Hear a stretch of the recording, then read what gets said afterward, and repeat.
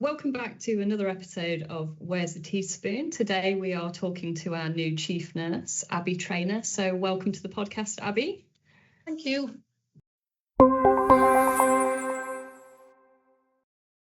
And I say you're our new chief nurse, but actually you've been in the job for a few months now. So how have your first few months been? What's been going on? I can honestly say I've been in the NHS since I was 16 years old and I'm now 50, and I've never worked in an organisation that's been as friendly, supportive, welcoming as DCHS. I've been bowled over by attitudes, behaviours, and just the general feeling of it's a really good organisation. So for me, it's been a hugely positive experience, and I couldn't fault it, and I wouldn't want to change anything about it. So really impressed. Oh, fantastic. What a great start to the role. Can you tell us a little bit about your career journey and maybe what inspired you to go into nursing? Yeah, so from as long as I can remember, and I've got a very nice picture that I did at the age of 7 about wanting to be a nurse at school. I've always wanted to do nursing. It was something that I just grew up wanting to be a nurse. I come from a family of teachers, so my parents were quite keen for me to think about other options and not just go straight down the route of nursing, because they kept telling me it was a really hard job to do, which it is, but I was absolutely clear that's what I wanted. So I went to college after leaving school with the decision that I would get my general A levels and then potentially go into a nursing career from there. I decided at 16 that it wasn't what I wanted to do. I wanted to get some work experience. So without my parents knowing, I contacted Barnsley Hospital at the time, who did a youth training scheme, and managed to get myself a place on the youth training scheme and tell college when I was doing my A levels that I'd decided I was going to stop those and join the youth training scheme. I then went and told my parents that I'd done it after the event. So please don't think that's my general personality being so sneaky, but I was so clear that was how I wanted to get some experience. I wanted to understand what being a nurse really was. So I started at the age of 16 in the NHS, and very quickly, within 3 months, was offered an auxiliary job. So it was back in the days where we were called auxiliaries rather than healthcare assistants. And it was fantastic. It gave me some real grounding into nursing, what good nursing looked like, what skills and experience I needed. So I did my auxiliary nursing for about just over 12 months, and then I started my nurse training at the age of 17 and a half, which was the earliest at that time that you could do your nurse training. So qualified at the age of 21, and then went to work initially in Barnsley. And my clinical career was in acute medicine. So I did a number of areas from medical admissions to general medicine to cardiology. Thoroughly enjoyed it and worked my way up then through medicine to be a ward sister. Again, absolutely loved having a ward, loved the experience of being able to really have an influence on patient care and also on staff and how they experience their time at work. I made a decision when I was in my late 20s that we'd think about starting a family, me and my husband. And when I've had my daughter at the age of 31, I then decided that I didn't want to work full time, and I went into a job at the time that was called a clinical site matron, and we were responsible for managing the acute sites. And at this point, I'd then moved to Wakefield, so I was working to a bigger organisation, which was a multi-site trust. Again, really enjoyed the job, and it really fitted in well with family at that time. So that was a really positive experience, got to see all sorts of different areas, and it was also very clinically influencing as well as operationally influencing. Once I'd had my 2 children and they were a little bit older, I then became wanted then to come back into a sort of full-time role and was successful in becoming a matron. So I became a matron in medicine and then worked my way up through medicine, and then went into surgery as well as an associate director of nursing. So I did a time in medicine, time in surgery, and that was back at Barnsley at this time, which was just nearer home for me. I was then lucky enough to be asked if I would undertake a secondment as deputy chief nurse at Barnsley with a very different agenda. They were looking at how we could support operations differently to perhaps how we'd done it previously, and also to really work alongside clinical colleagues to help them understand the importance of quality and patient flow at the same time, because they were often didn't come together very often. Really enjoyed it and eventually became permanent in that post. I then recognised if I wanted to progress again, I would need to look at gaining some skills in a more corporate agenda, and perhaps some of the themes like safeguarding, tissue viability. So I applied for the Deputy Chief Nurse at Doncaster and was successful. I moved across with a very different portfolio and different skills that I've needed to fulfil that job. Really enjoyed it and continued in that, and then my chief nurse at the time was seconded out of the organisation, so I was asked if I would act into a chief nurse post, which I did. Again, really enjoyed the job, but at the time I made a decision that I didn't want to apply for it permanently. I felt that I needed some experience out of hospital. I'd done most of my career, had all been hospital based. Times when I'd been a student, so I felt really strongly I needed to understand the wider world and what else happened outside of hospital. So I was successful in getting supported to do a secondment, and that was into a Director of Nursing, Quality and AHPs, and that was a new post that was coming in across community, across place, and also across adult social care. So it gave me some really different insights, and I absolutely loved it. I loved being out of a hospital. I loved a different experience and really getting to understand what happened to the patients before they came into a hospital building. So I've done that for the last 3 years, and then I applied for the post at DCHS, and obviously I was successful and I'm here now. So I've got a lot of different experiences in different places, but always wanted to be a nurse and knew that was the channel that I would take from a very early age.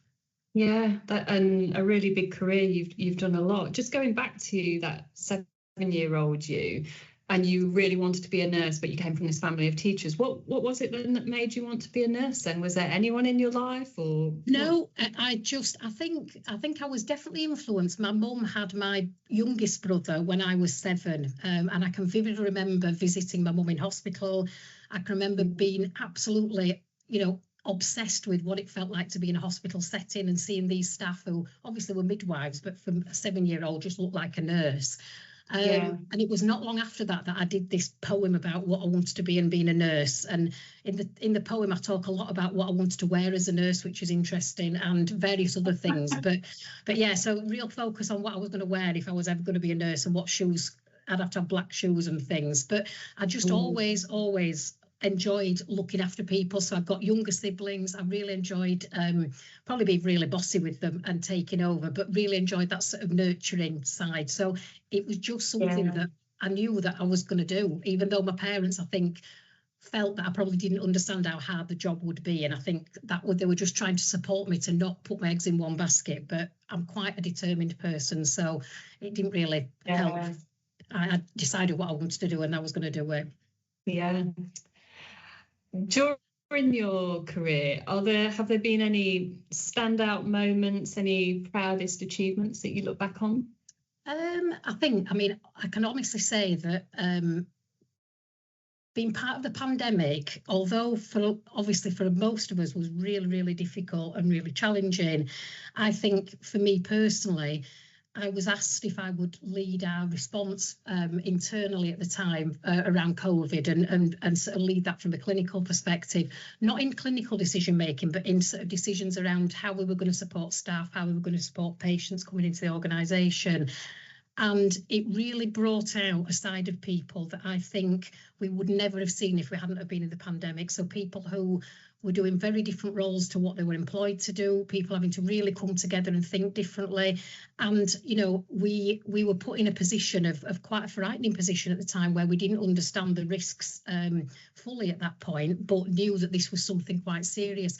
And although it brought a lot of, memories that are quite difficult, it also brought for me some really standout memories of how people behaved and supported each other differently. And some of the behaviours I saw of staff who supported families and supported patients who couldn't have access to things that you would normally take for granted was really outstanding. So although difficult, it definitely, it made me even more proud of the career that I'd gone into and seeing some of the things that I saw at that time, although it was tough. So now, as Chief Nurse with DCHS, what are you looking forward to getting your teeth into? What are going to be your priorities, say, over the next year? Yeah, within DCHS? I think the biggest thing for me is I've come into an organisation that has a real strong culture around caring for people, and that's both staff and patients. I want to be able to support that and continue that. I think there's something about that being a unique selling point of the organisation. People talk about that these values exist, but having worked in other places where we say they existed but didn't, I've felt it so warmly when I've come into DCHS that this is a definite behaviour that I've seen across the organisation. So I want to be able to support that. I want to be able to really strengthen the voice of our AHP workforce as well as nursing, because recognise that nursing has a key part to play, but also our AHP workforce are absolutely critical to driving any agenda forward. And also excited to be working with social care colleagues and really including them in the change of direction that we're going to take. So, you know, for me, it's about building on the stuff that's already there, because there's some fantastic foundations across the organisation and the behaviours that go with it, but also recognising we're going into quite a different world. We're going to be going into a world where we're going to have to work and think a bit differently. There's going to be challenges, definitely challenges that are financial, but it's really ensuring we keep patients and families at the centre of what we're doing, and also make sure staff are cared for and we continue to behave in the right way towards each other. So that's the sort of initial feelings of what I want to do. Fantastic. And outside of work, how do you like to spend your time? What keeps you busy? Well, I've got a lovely husband who I met at the age of 15, and we've been together ever since. So I spend a lot of time with him, socialising and doing DIY generally. We've like to do up houses, so he's done a lot of time renovating properties.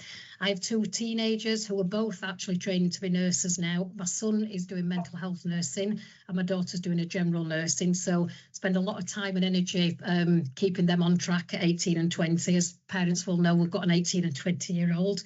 I've got a lovely dog who is amazing, and the only person who greets you with any type of joy when you walk through the door.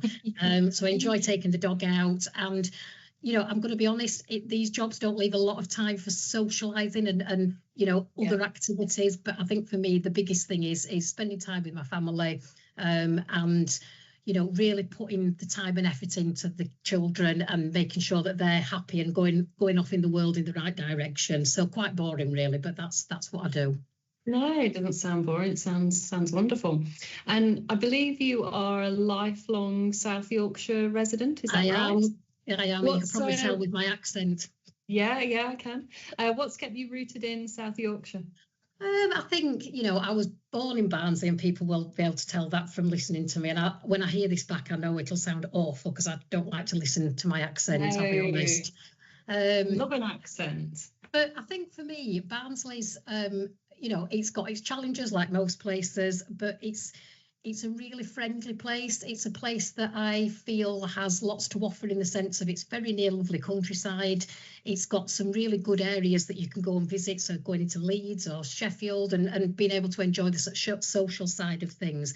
But the biggest draw is it's where my family are. So for me, it's where my parents still live, who are, you know, in their 80s now. It's where my siblings still live, apart from one brother. So it's got a real draw around the people who are in the town. And, you know, ultimately, I'm not saying I'd never move because, you know, never say never, but it's always been home to me. And it's, you know, that's how I see it. I'm really proud of where I come from, and I'm proud of the people who are in the town. So, yeah, it's home.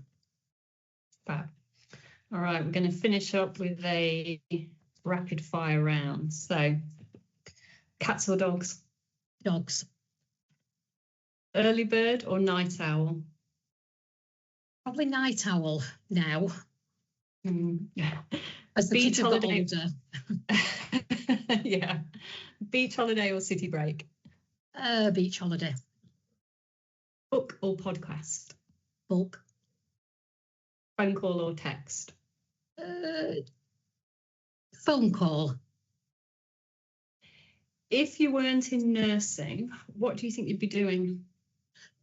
Probably the only other career pathway I'd ever thought would interest me would be an HR sort of route. So perhaps something with people and working, you know, alongside people and supporting in that way. But yeah, but nursing's always been the only thing that I really thought I'd ever do. Yeah. What's one thing that you can't start the day without? Probably a cup of tea. I don't drink coffee, I don't like it, but I do like a cup of tea to get me up and out of the door. So yeah, cup of tea, very boring, but a cup of tea. What's one word that your friends would use to describe you? I think they would say that I was cheerful. I am always the person who was glasses half full, and I try to find the positive in things. So I think anybody who knows me would say that I'm cheerful and calm. I don't sort of flap and panic. So yeah, I like to think that sums me up in a lot of ways. Fantastic.